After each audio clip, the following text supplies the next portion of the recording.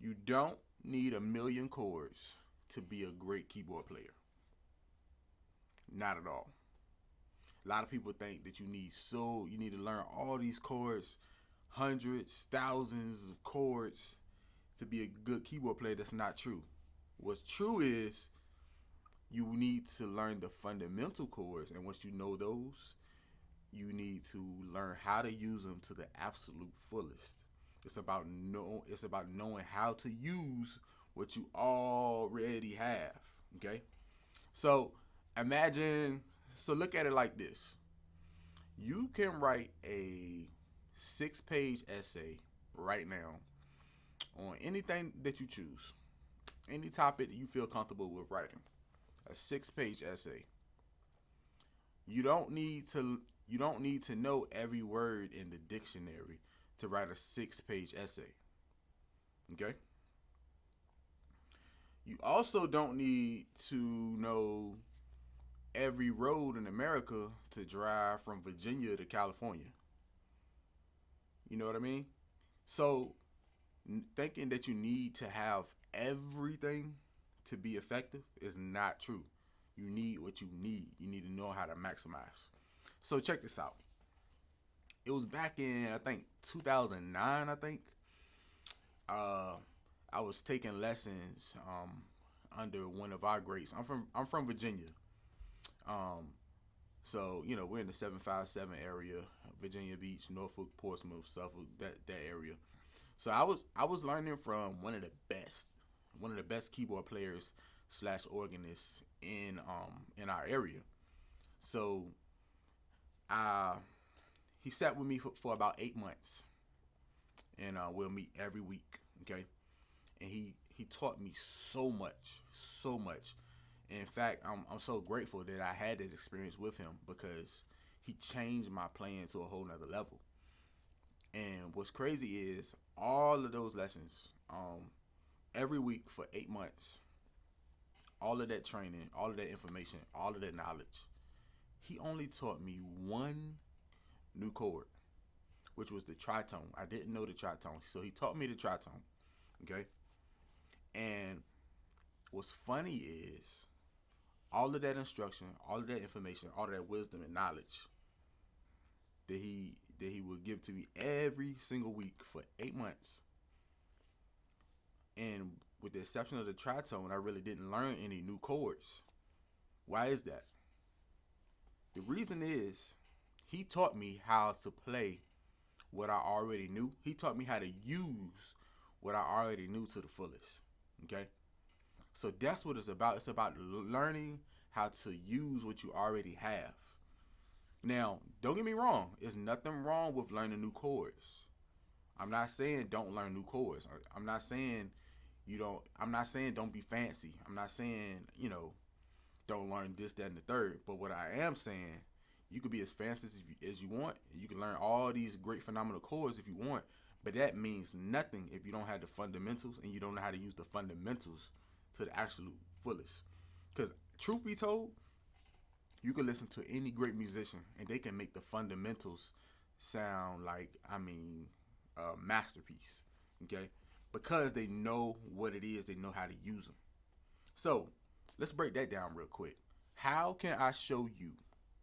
How can I show you how to play 3 times the chords instantly? How can I show you how to instantly play 3 times more chords? All right, let's get to it.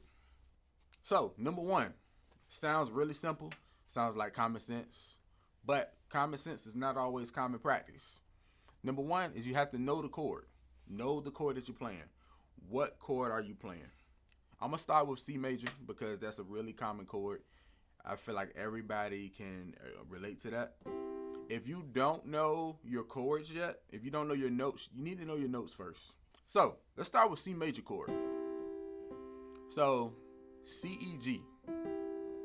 So, one thing about playing chords is a big mistake I made, real big mistake I made when I was younger, is I would play random things, and sometimes I would play chords I didn't know what chords I was playing.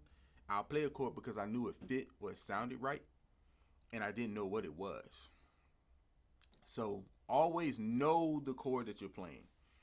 Never, ever, ever play a chord and you don't know what it is. I'm not saying don't play it, but go back and figure out what that chord is. So always know the chord that you're playing. If you're playing a C major, know it's a C major. If you're playing a C minor, know it's a C minor. A C diminished, know it's a C diminished. If it's a C augmented, know it's a C augmented. Know what chord you're playing, okay? Or at least know how you came up with it. Have an idea of, always know what you're playing and why you're playing it. That's number one, okay? So, number two, know the notes that are in the chord and how many notes are in the chord. So with C major, I know C, E, and G is in the chord, and I know the chord has 3 notes.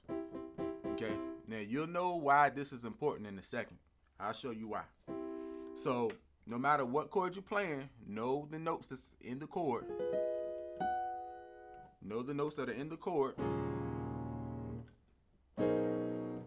And then, you have to know, these chords don't go together, by the way. I'm just playing random chords. But know the notes that are in the chord and know how many notes are in the chord.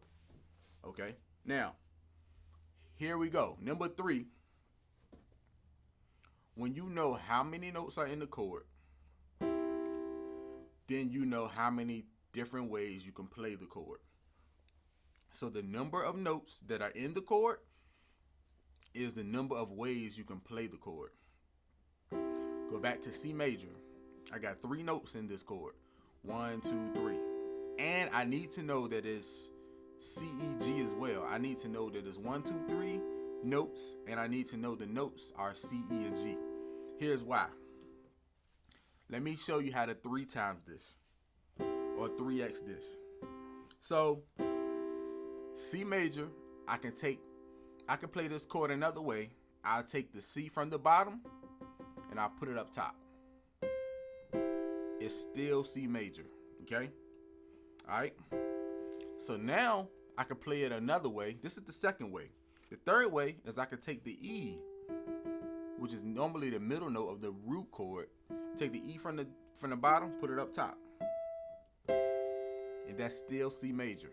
So as long as I have the notes C, E, and G, I can play it like E, G, C or G, C, E. Okay? So now I automatically have 3 chords instead of 1. Okay? So now you go to your C sharp major chord. Okay? So C sharp, F, A flat.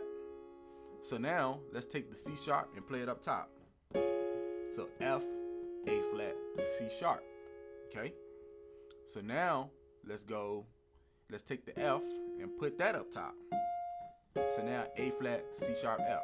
So now instead of just the C major root chord, C sharp major root chord, now I got 3 chords. So I got C sharp major root chord, and then I can invert it here, and then I can invert it the second time. So now if you go back, let's go back to C major. See? Instead of just C major and C major root chord and C sharp major root chord, now I got 6 chords. And do the same thing with D major chord. Okay? D, F, sharp, A. Okay? Take the D and put that up top. So now I got F sharp, A, D. So now I'm going to take the F sharp and put that up top. A, D, F sharp. So now I'm up to 9 chords. So instead of just having 3 chords, which would be C major, root chord, C sharp major root chord, and D major root chord, now I got 1, 2, 3, okay, 4, 5, 6, 7, 8, 9. That's 9 chords now. That's how you 3x your chords, okay? Know your inversions. And the way to know your inversions, just a recap.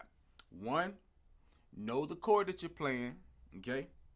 Secondly, know the notes that you're playing in the chord and know how many notes are in the chord. And then third, learn your inversions. The number of notes that you have in the chord is the number of ways you can play the chord. And it's not just for triads. Okay? You can also do this with 4-note chords, okay? And you can also do this with 5-note chords, okay? So the easiest way to invert a chord for starters, to start and memorize your inversions, no matter how many notes are in the chord, take the bottom note and move. You can either move the bottom note or the top note. That's the easiest way to do it, okay? That's the easiest way to do it. If you enjoyed this training, if you got any questions, give me some feedback in the comment section. Give me some, I'll answer any questions you have, and I will see you next week. All right. So if you enjoyed this training, go ahead and check out this other video I have on how to instantly sound more churchy. Okay, so that'll help you out. That'll help you really get that churchy type flair to your playing. Even you may not be churchy, but that'll definitely help you out. So click on that video, and I'll see you later.